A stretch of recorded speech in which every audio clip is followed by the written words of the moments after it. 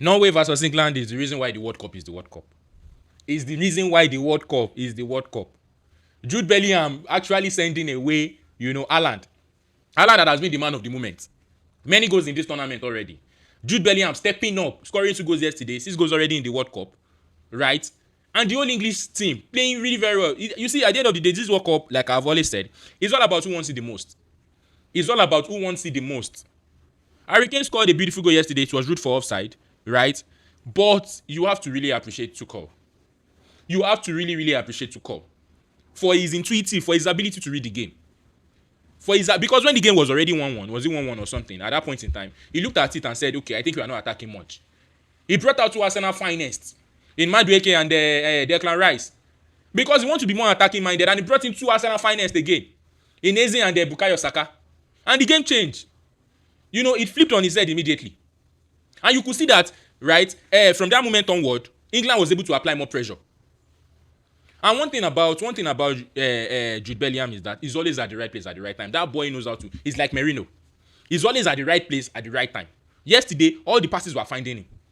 That second ball, the second goal that he finally scored, because he was the one that scored the 2 goals. He was at the right place. Even Harry Kane was staying on the other side. Harry Kane was not even making any attempt to run for the ball. Immediately, was it Konsa who shot the ball from outside? I think it was Rogers or somebody shot the ball from outside. Right? Jude Bellingham was already moving because he was already envisaging that there could be a rebound.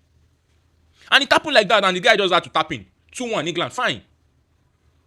That is not to take anything away from Norway, who played amazingly, really very well. But, just like every normal striker, if your defense is good, right, your striker can stay silent. And that's what happened to Haaland yesterday. He stayed silent. In fact, the referee had to, the Norway's bench had to bring him out. They had to bring him out. But I think they played 90 minutes. I can't remember what those that happened in the game fully now. Right? But this English team are a menace.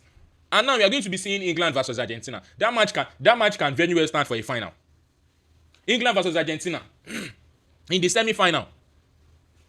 So I'm really very excited for what I watch. I am really very excited. And again, I am even more proud. In fact, I'm even more happy that Tuchel is finally able to prove himself. At some point in time in the game, he read the game and saw how the game was going. He had to bring out who was it that he brought out, and he brought in Dan Bones. So that is game management. That is reading the game and knowing what should apply.